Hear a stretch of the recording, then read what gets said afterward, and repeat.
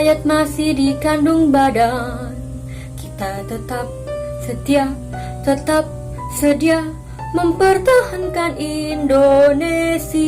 Kita tetap setia, tetap sedia membela negara kita.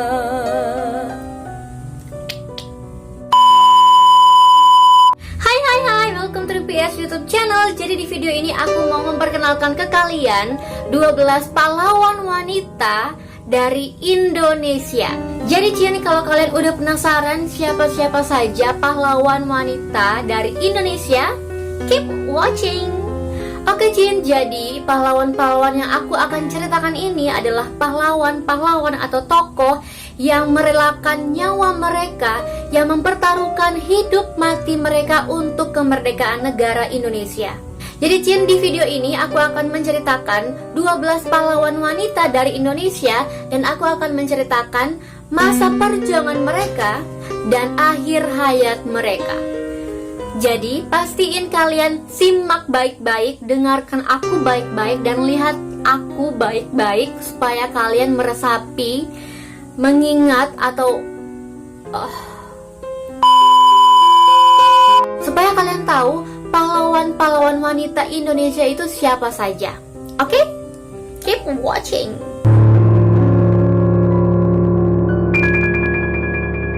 Cut Nyadin adalah pahlawan yang berasal dari Aceh. Beliau lahir pada bulan Januari 1848 di Lampadang, Aceh.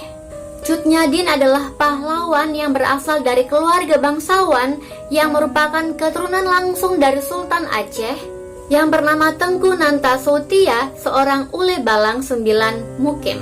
Saat usia beliau 12 tahun, yaitu pada tahun 1862, beliau dinikahkan oleh orang tuanya dengan Tengku Cek Ibrahim Langa, putra dari ule balang Langa ke-13. Mereka mempunyai seorang putra.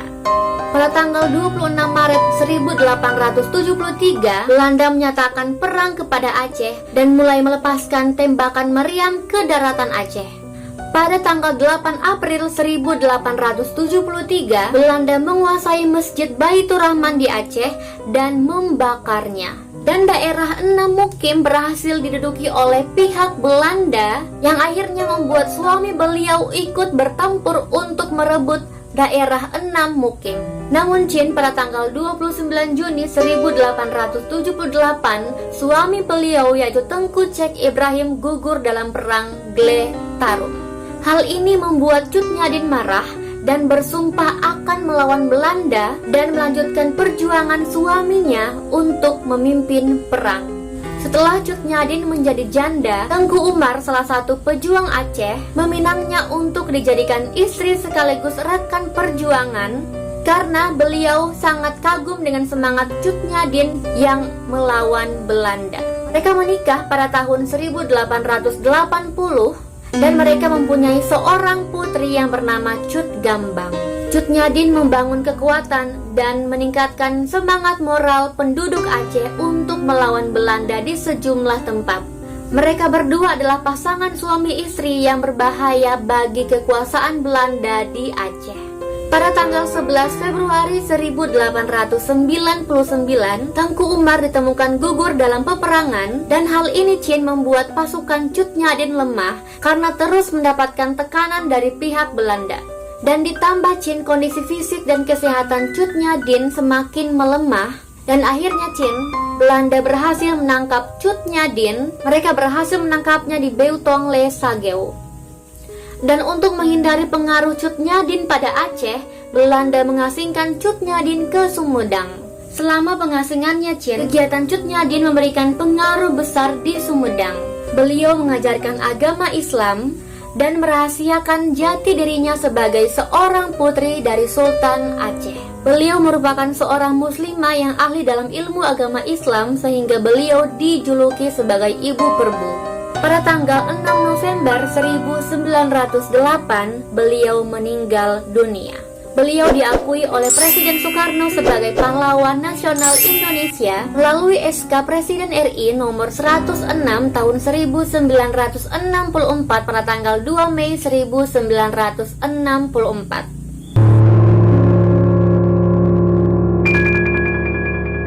Beliau adalah pahlawan yang berasal dari Aceh. Beliau lahir di Keurauto, Pirak, Aceh Utara pada tahun 1870. Beliau terkenal sebagai seorang wanita yang mempunyai semangat juang yang tinggi dan tekad yang kuat untuk melawan penjajah. Beliau melawan Belanda Chin bersama suaminya yang bernama Tengku Muhammad yang lebih dikenal dengan nama Tengku Jik Tunong.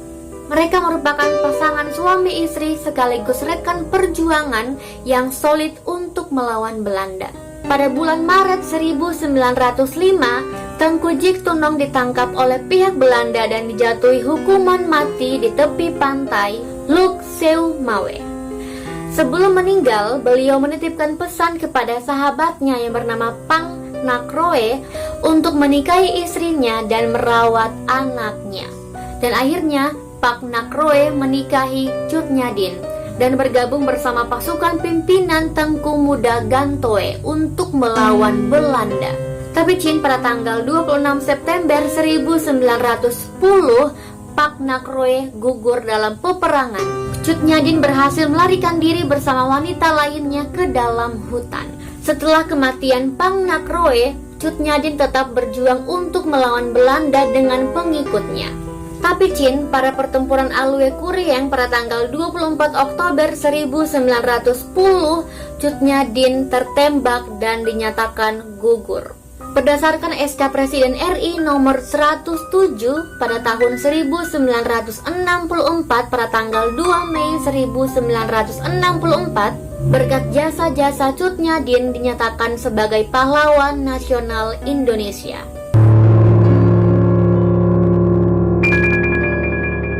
Beliau adalah pejuang wanita yang berasal dari Jepara yang sangat terkenal di Indonesia. Beliau dikenal sebagai seorang wanita yang gigih untuk memperjuangkan emansipasi wanita. Kartini lahir di Jepara pada tanggal 21 April 1879. Hari kelahirannya diperingati sebagai Hari Kartini untuk menghormati segala jasa-jasanya untuk bangsa Indonesia. Kartini merupakan keturunan bangsawan. Kartini merasakan banyak diskriminasi antara pria dan wanita, di mana Chin, beliau dan perempuan lainnya tidak bisa melanjutkan pendidikan ke jenjang yang lebih tinggi. Dan bahkan Chin, ada beberapa perempuan yang tidak diperbolehkan untuk mengenyam pendidikan. Setelah usia 12 tahun, Kartini harus tinggal di rumah karena sudah bisa dipingit. Di masa pengitannya, Kartini senang menulis surat untuk teman-teman korespondensi yang berasal dari Belanda. Salah satunya Chin adalah Rosa Abendanon. Kartini tertarik dengan kemajuan dan pola pikir wanita Eropa setelah membaca buku, koran, dan majalah Eropa. Timbul keinginan Kartini untuk memajukan perempuan pribumi seperti perempuan Eropa. Karena saat itu Chin, status sosial perempuan pribumi sangat rendah. Pada tanggal 12 November 1903, tepat pada usia 24 tahun, beliau dinikahkan oleh orang tuanya dengan Bupati Rembang, yaitu KRM Adipati Aryo Singgi Jojo Diningrat, dan memiliki seorang anak laki-laki yang diberi nama Susalit Jojo Diningrat. Kartini wafat setelah 4 hari melahirkan anak pertamanya. Wafatnya Kartini tidak mengakhiri perjuangannya sebagai pelopor emansipasi wanita. Salah satu temannya di Belanda, yaitu Abendanon, mengumpulkan semua surat-surat yang pernah dia kirimkan ke teman-temannya di Eropa. Abendanon membukukan seluruh surat itu dan diberi judul Dari Kegelapan Menuju Cahaya, dan terbit pada tahun 1911 dalam bahasa Belanda. Pada tahun 1922, Balai Pustaka menerbitkan versi translasi dari buku Abendanon ini dengan judul Habis Gelap Terbitlah Terang dengan bahasa Melayu. Beberapa translasi dalam bahasa lain juga diterbitkan agar tidak ada yang melupakan perjuangan R.A. Kartini. Berdasarkan SK Presiden RI nomor 108 pada tahun 1964 pada tanggal 2 Mei 1964, R.A. Kartini dinyatakan sebagai pahlawan Indonesia.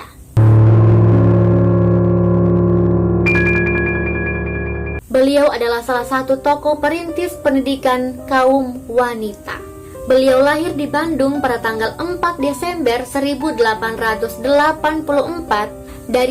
dari pasangan Raden Somanegara dan Raden Ayu Permas. Beliau memulai perjuangan sejak usia 18 tahun dengan mengajarkan membaca, menulis, memasak, dan menjahit untuk perempuan-perempuan di kotanya.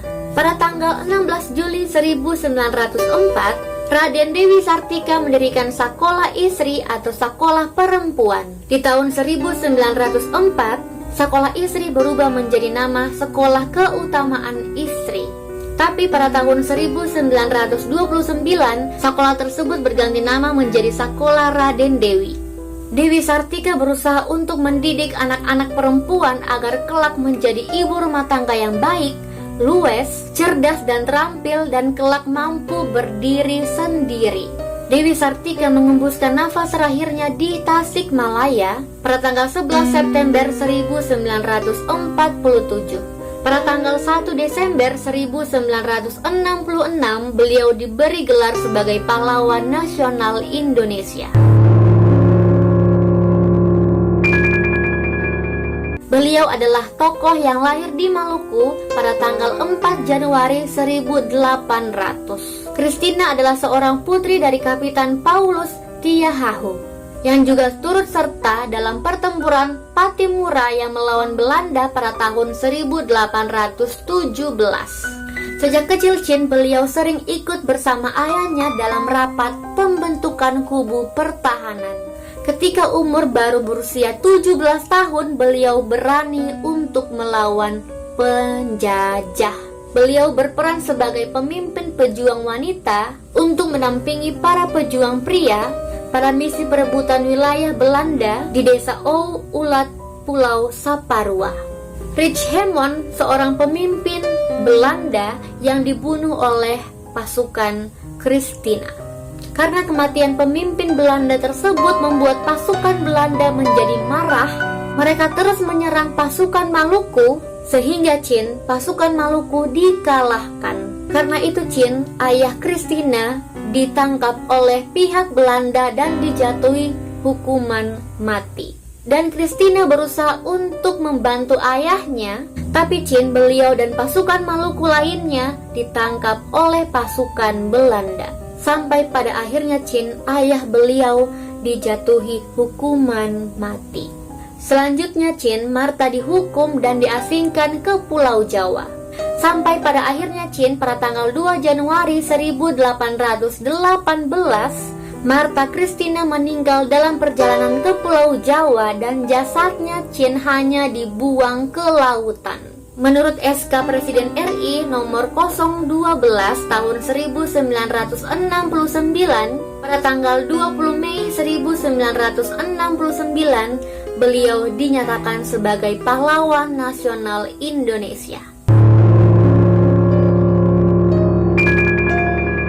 Beliau merupakan pergerakan wanita yang lahir di Kemah, Sulawesi Utara pada tanggal 1 Desember 1872. Sejak usia 6 tahun, Maria Maramis sudah menjadi yatim piatu dan diasuh oleh pamannya. Pendidikan Maria hanya ditempuh sampai SD. Karena Chin pada saat itu, gadis-gadis di Minahasa tidak diperbolehkan untuk mengenyam pendidikan yang tinggi. Sejak kecil, Maria ingin memajukan pendidikan wanita-wanita Minahasa agar kelak menjadi ibu rumah tangga yang baik dan bisa mendidik anak-anak mereka dengan baik. Pada tahun 1890, Maria menikah dengan Joseph Frederick Calusung Walanda yang merupakan seorang guru. Dengan bantuan suami dan pelajar lainnya, Maria berhasil mendirikan organisasi yang diberi nama Percintaan Ibu kepada Turunannya atau PIKAT, yang mengajarkan cara-cara memasak, menjahit, merawat bayi, dan pekerjaan tangan lainnya. Maria Walanda Maramis wafat pada tanggal 22 April 1924. Beliau wafat di Maumbi.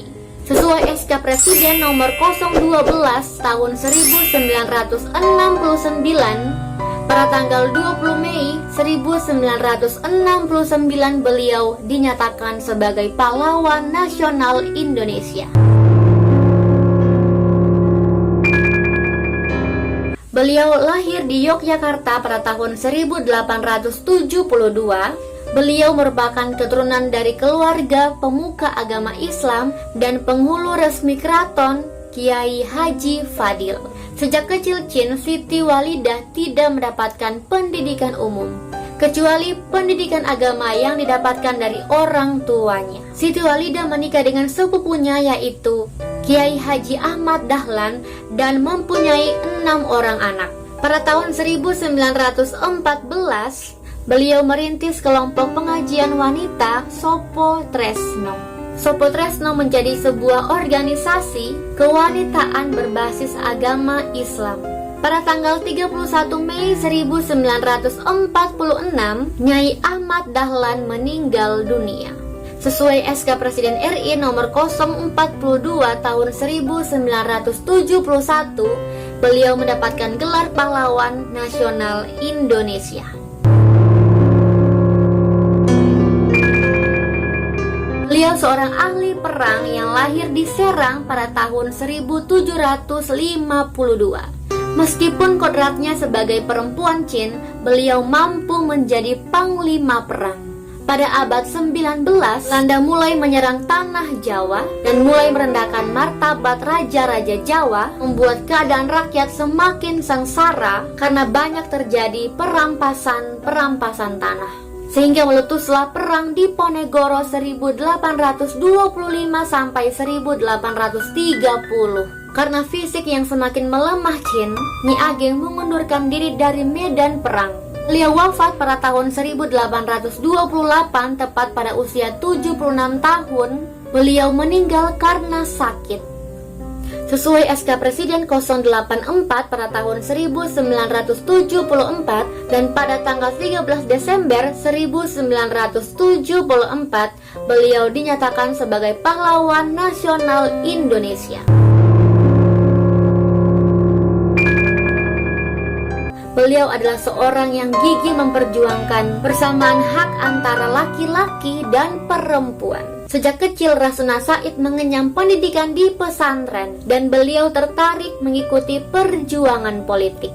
Rasuna Said dinilai sebagai wanita yang mempunyai cara pikir kritis, sampai Chin membuat pemerintah Belanda mempenjarakannya pada tahun 1832. Selain itu Chin, beliau juga tercatat sebagai wanita pertama yang terkena hukuman spekdelik, yaitu hukuman dari pemerintah Belanda bagi siapa saja yang berani berbicara menentang Belanda.